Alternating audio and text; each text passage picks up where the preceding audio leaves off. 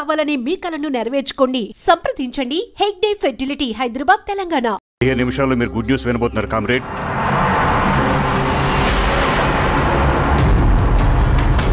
రవి వెళ్ళి చూడు. సరే.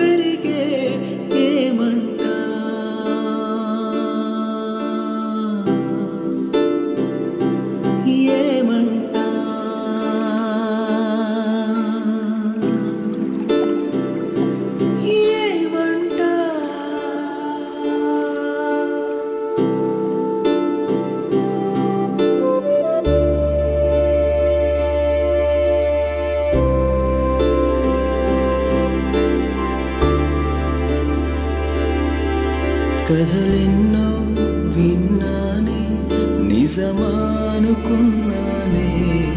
కడకేమో నా కలలు కథలాగా మిగిలా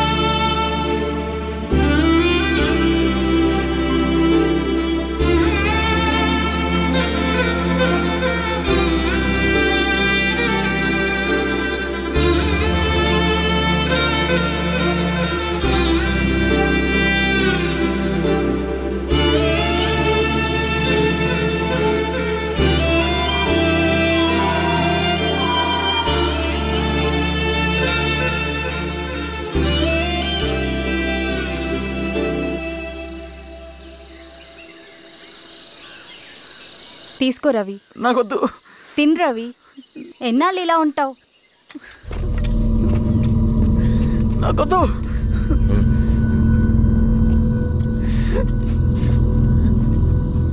అక్కడ పెట్టేసి తిను.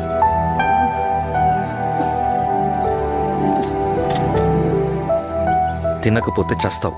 నేను చచ్చిపోయినా బాగుండేదన్నా. చేతకానాడు పిరుకోడు మాత్రమే ఏడుస్తూ కూర్చుంటాడు.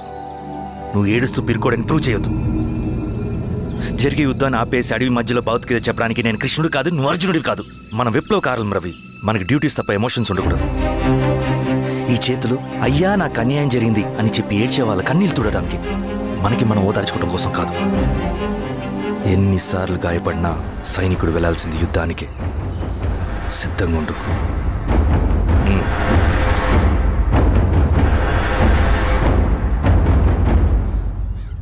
Sebastian, Greyhounds commander. DGP recommendation అంటే చాలా పవర్ఫుల్ అని మీ ఉద్దేశం, కానీ వాడు మీకంటే ప్రతిదానికి ఒక స్ట్రాటజీ ఉంటుంది. పావురం కోసం వల వేయాలి, చేపల కోసం గాలం వేయాలి. సింగన కోసం నా దగ్గర ఒక స్ట్రాటజీ ఉంది. విని విని విసిగిపోయాను. రిజల్ట్స్ చూపించి మాట్లాడండి. సార్,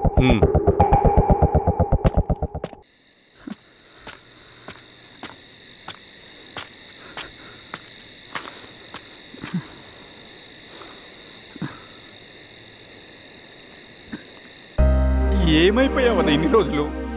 అసలు ఎలా ఉన్నావన్నా?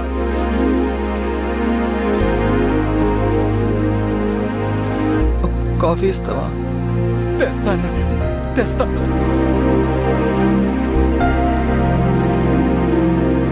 ఇదిగో అన్న.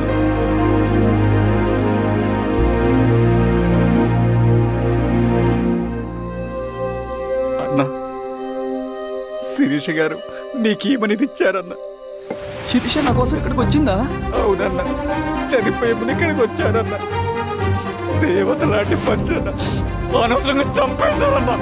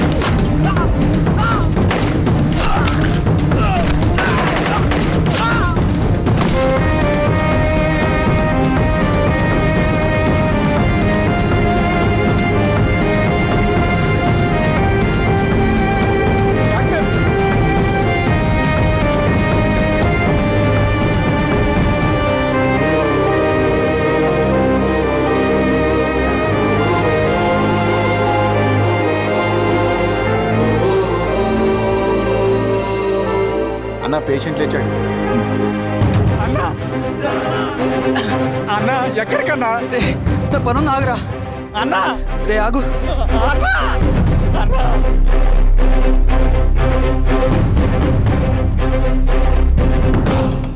నక్సల్ నాయకుడు సింగన్న లొంగుబాటు ఎంతో కాలంగా శ్రీరామగిరి చుట్టుపక్కల పోలీసులని తీవ్ర ఆందోళనకు గురి చేసిన ప్రజా ప్రతిఘటన దళ నాయకుడు సింగన్న నేడు గ్రేహౌండ్ పోలీసుల సమక్షంలో జనజీవన స్రవంతిలో కలిసిపోయాడు. తన తదుపరి కార్యాచరణ త్వరలో వెల్లడిస్తానని సింగన్న చెప్పారు. సింగన్న సుదీర్ఘ పోరాటం నుంచి అకస్మాత్తుగా జనజీవన స్రవంతిలో కలవడానికి కారణం ఇంకా తెలియాల్సి ఉంది. స్ట్రాటజీ గురించి చెబుతుంటే నేను ఏమో అనుకున్నా. 100 గొడ్లను తిన్న రాబందు గాలివానకే చచ్చిందట. ఆ గాలివాన పేరేంటి తెలుసా? సబాషియన్, సూపర్ సబాషియన్. ఒక్క సుక్క మనోళ్ళ రక్తం చెందకుండా నువ్వు అంత పెద్ద నక్సలైట్ని పట్టుకున్నావంటే బా, నీ స్ట్రాటజీ మామూలు కదబ్బా. నాకు ఇచ్చిన కమిట్మెంట్ మాత్రం మర్చిపోద్దు సార్.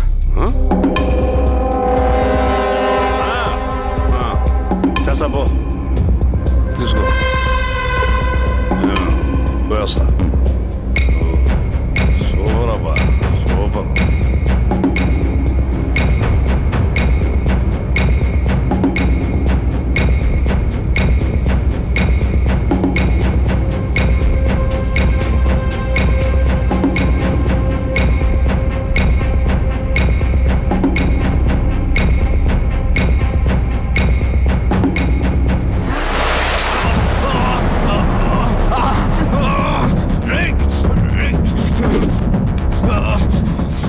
నువ్వు అన్నెక్కడా?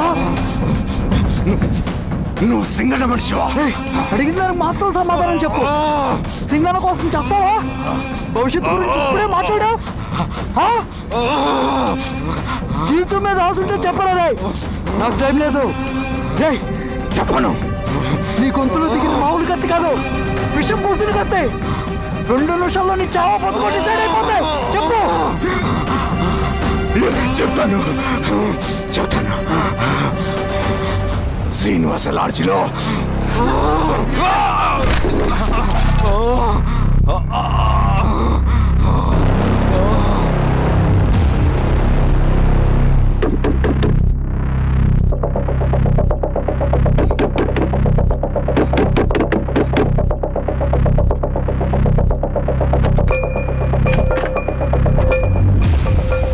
నువ్వేంటి ఇక్కడ? సర్లే, లోపల.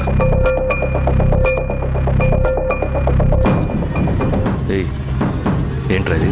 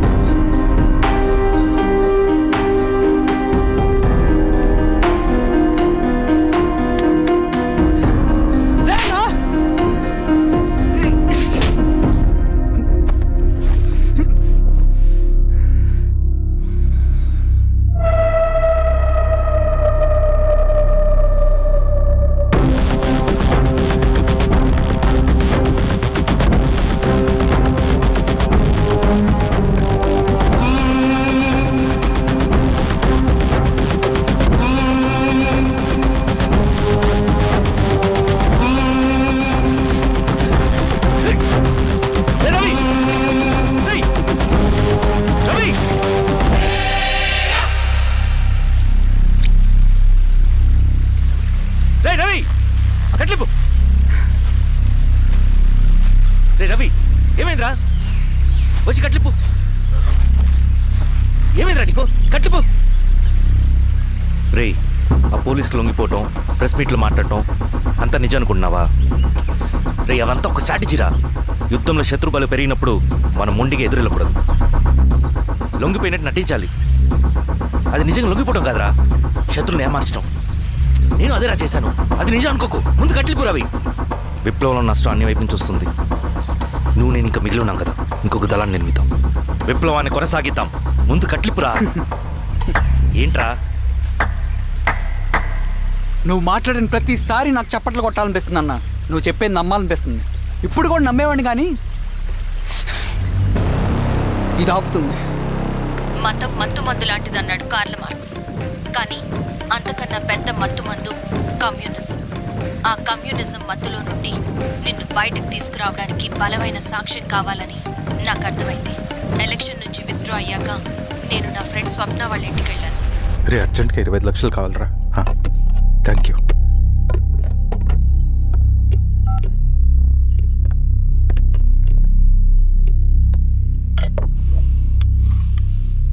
చాలు.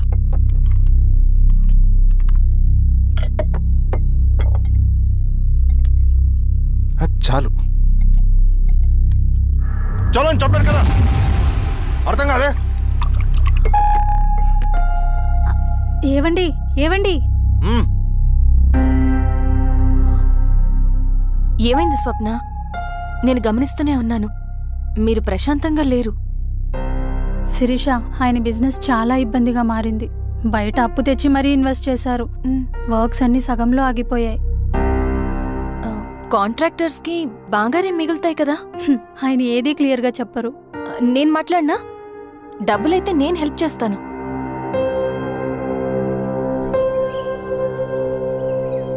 అన్నయ్య, చెప్పమ్మా. మీరు డబ్బు గురించి ఏదో ఇబ్బంది పడుతున్నారని అర్థమైంది. అవునమ్మా, ఈ ఏజెన్సీ కాంట్రాక్టర్ బతికే ఇంత ఏది సాఫీగా ఉండదు. అన్ని వైపుల నుంచి అడ్డంకులే. ప్రజల ప్రయోజనం కోసం బిల్డింగ్లు, బ్రిడ్జ్లు కట్టాలి. అడ్డమైన వాళ్ళకి లంచం ఇచ్చుకోవాలి. ఇప్పుడు ఈ నక్సల్స్ ఒకళ్ళు తయారయ్యారు. నా బ్రతుక్కి పని పూర్తయ్యేదాకా ఫండ్స్ లిస్ట్ చేయరు. వీళ్ళేమో పంచాయనివ్వరు. ఏం చేయాలో అర్థం కావట్లేదు. నక్సల్సా? నక్సల్స్కి ఏంటి సంబంధం? అదే కదా సమస్య. బయట ప్రజల కోసం మేము ఉన్నామంటారు, లోపల ఎక్స్ట్రాక్షన్కి అలవాటు పడ్డారు. ఎవరు కరెక్ట్గా లేరమ్మా. ఎక్కడి వాళ్ళన్నయ్యా? పినపాకం మండలం నక్సల్స్ 25 లక్షలు అడిగారు.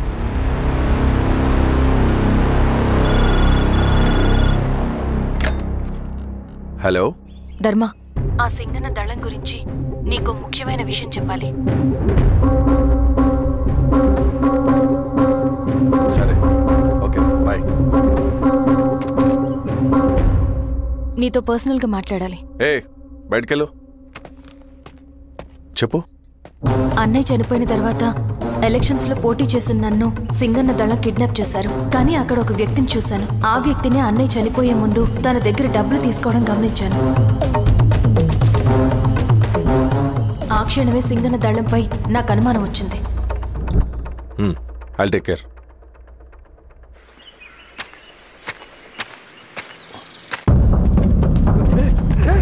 భయపడదు, మేము చంద్రుడు మనుషులు. నన్నేం చేయకండి. కూర్చోబెట్టండి. మీకు కావాల్సింది దీంట్లో ఉంది.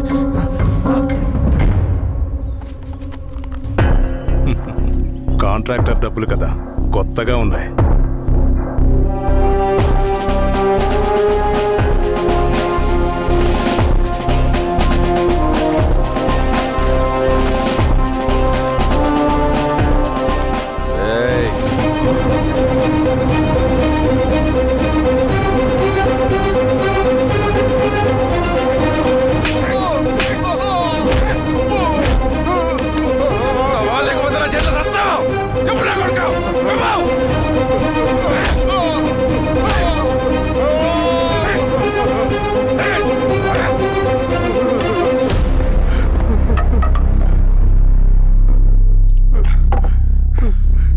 వీళ్ళ అన్న మీదున్న ప్రేమ అభిమానం ముందు మన పోలీస్ లాఠీలు ఓడిపోయాయి.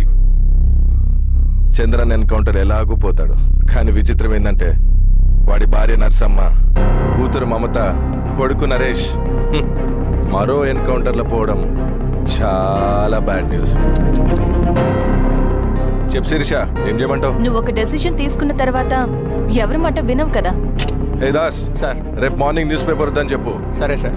తెలిసిన విషయం మళ్ళీ చదవాలంటే చాలా బోరింగ్.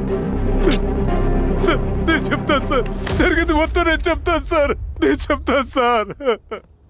సింగన్న దగ్గర నేను 20 సంవత్సరాల నుంచి పనిచేస్తున్నాను సార్. పేదవాళ్ళ కోసం అన్న చేస్తున్న ఉద్యమంలో మేమందరం చాలా కష్టపడి పనిచేసేవాళ్ళం. కానీ ఒకరోజు నేను చెప్పినంత చెప్పి ఈశ్వర్ రెడ్డి దగ్గర 10 లక్షలు తీసుకురండి. దేనికన్నా ఇదంతా? దేనికేంటి? మొన్న ఆ కాంట్రాక్టర్ దగ్గర నుంచి, నిన్న బిల్డర్ దగ్గర నుంచి, ఈరోజు ఈశ్వర్ రెడ్డి దగ్గర నుంచి. అధికారం కోసం. డబ్బు ఉంటే అధికారం వస్తుంది, అధికారం ఉంటే డబ్బు వస్తుంది. నాకు రెండూ కావాలి. హిట్లర్ పెయింటర్ అవుదామని అకాడమీలో జాయిన్ అవ్వాలనుకున్నాడు, కానీ పనికిరాడని చెప్పి రిజెక్ట్ చేశారు. హిట్లర్ ఏం చేశాడు? నాజీ పార్టీ పెట్టి జూస్కి అగేన్స్ట్గా అందరినీ కూడగట్టి ప్రపంచాన్ని ఉనికిచ్చాడు. మొహమ్మద్ అలీ జిన్నా నేషనల్ కాంగ్రెస్ పార్టీలో ఎదగాలనుకున్నాడు, ఎప్పుడూ పట్టించుకోలేదు. ముస్లిం లీగ్ పార్టీ పెట్టి ఇండియాని రెండుగా చీల్చేశాడు. పాకిస్తాన్కి ప్రధానమంత్రి అయ్యాడు.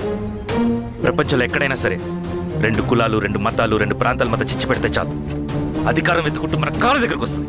జమ్మూ అండ్ కాశ్మీర్ నుంచి మహారాష్ట్ర, గుజరాత్ ఎక్కడైనా సరే, ఎవరైనా సరే ఇదే గేమ్. నేను అంతే. ఒక మామూలు కార్యకర్తగా దళంలో చేరాను నేను. కానీ ఈరోజు న్యూస్ పేపర్లైనా సరే, జనాల్లో అయినా సరే, ఎక్కడైనా సరే ఒకే పేరు, Singanna, Singanna, Singanna. And I love that. Naxals కొంటే ఈ అడవినే శాసిస్తాం, రాజకీయాల్లోకి వస్తే రాష్ట్రాన్ని శాసిస్తాం. చంద్ర, మన చదువులకి, మన తెలివితేటలకి ఈ అడవిలోనే మగ్గిపోవాలా? నువ్వే ఆలోచించుకో. ఆ మాటలు విన్న నేను ఆలోచనలో పడ్డాను. తన స్వార్థం కోసం ఉద్యమమును పెడదారి పట్టిస్తున్నాడని అప్పుడే అర్థమైంది. కానీ నాకు వేరే దారి లేదు. సింగన్న ఆదేశం ప్రకారం మేము వెంటనే వెళ్ళి ఈశ్వర్ రెడ్డిని కలిశాం. సింగన్న పార్టీ ఫండ్ కోసం 10 లక్షలు ఇమ్మన్నారు. ఆ డబ్బులు ఇస్తే రైతు కూలీ సమస్య ఉండదని చెప్పమన్నారు. అంత డబ్బా నేనెందుకు ఇవ్వాలి? నువ్వు గెలుస్తావనే భ్రమలో ఉన్నావు. ప్రజలంతా అమాయకులు కాదు రెడ్డి. ఈ ఊళ్ళో ఏం జరుగుతుందో నువ్వు మాకు చెప్పక్కర్లేదు. మీకు పార్టీ ఫండ్ ఇస్తే మాత్రం నేను గెలుస్తానని గ్యారంటీ ఏంటి? తప్పకుండా గెలుస్తావు. ఆలోచించుకో, తెలివైన వాడివి.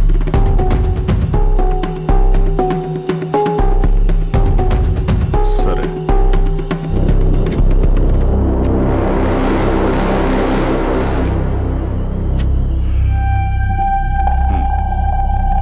కానీ నాదో కండిషన్. నేను సింగన్ని పర్సనల్గా కలవాలి. చూస్తా. కానీ ఒక విషయం, ఈ మ్యాటర్ బయటికి రాకూడదు. జాగ్రత్త. సింగన్న స్ట్రాటజీ ప్రకారం మాకు ఈశ్వర్ రెడ్డి దగ్గర నుంచి డబ్బులు వచ్చాయి. అప్పుడు నరసింహుల్ని పిలిపించి, నువ్వు ఎలక్షన్ నుంచి విత్డ్రా అవ్వాలి నరసింహులు. విత్డ్రానా? 30 సంవత్సరాల తర్వాత వచ్చిన అవకాశం అన్నా ఇది. గెలిచే ఎన్నికల్లోంచి తప్పుకోమంటారేంటి? ఎందుకన్నా? నిన్ను ఈ ఎలక్షన్లో నిలబెట్టింది కమిటీయే, విత్డ్రా చేయమనేది కమిటీయే. సెంట్రల్ కమిటీ ఏం డిసైడ్ చేసినా అది మనం ఫాలో అవ్వాలి. మనకి వేరే ఆప్షన్ లేదు.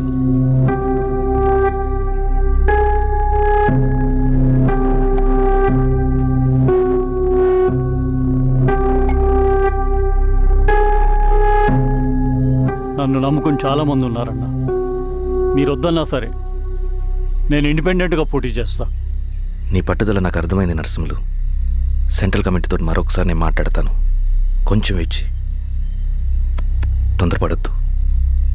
లాల్ సలాం. లాల్ సలాం. తన మాటకి ఎదురు చెప్పిన నరసింహుల్ని క్రూరంగా హత్య చేయించి, ఆ హత్యను ఈశ్వర్ రెడ్డి చేయించాడని అందరినీ నమ్మించి, ఆ తర్వాత ఈశ్వర్ రెడ్డిని కూడా. ఏంటి ఈశ్వర్ రెడ్డి గారు, కలుద్దామనుకున్నాం కానీ ఇలా కలుస్తామనుకోలేదు. ఏంటంత కోపం? ప్రజానాయకుడు నరసింహులు చంపినందుకు నీకు మరణదండనే. ఇంతకీ నన్ను ఎందుకు కలుద్దామనుకున్నావు? నర్సన్ చావుకి నాకు ఏ సంబంధం లేదు. నిన్ను కలిసి ఊరు సమస్యలు, ప్రజా సమస్యలు పరిష్కరించు. అడవికి సింహం రాజు, అడివైనా ఊరైనా ఈ సింగన్నే రాజు.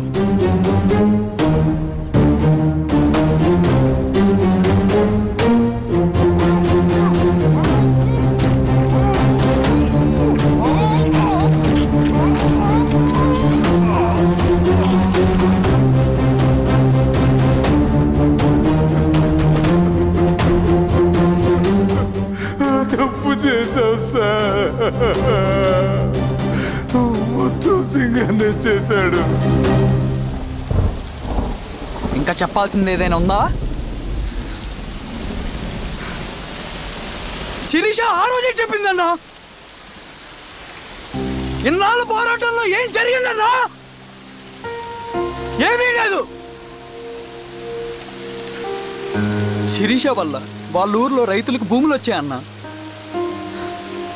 నీ వల్ల చాగి అన్యాయంగా గొంతు కోసుకున్నాడన్నా.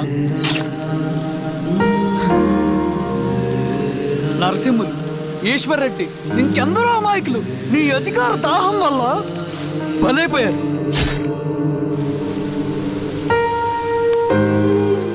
వీరస్వామి, పల్లెనప్పన్, ఇంకెంతో మంది పోలీసులు నీ కుట్రలో కాలిపోయారన్నా.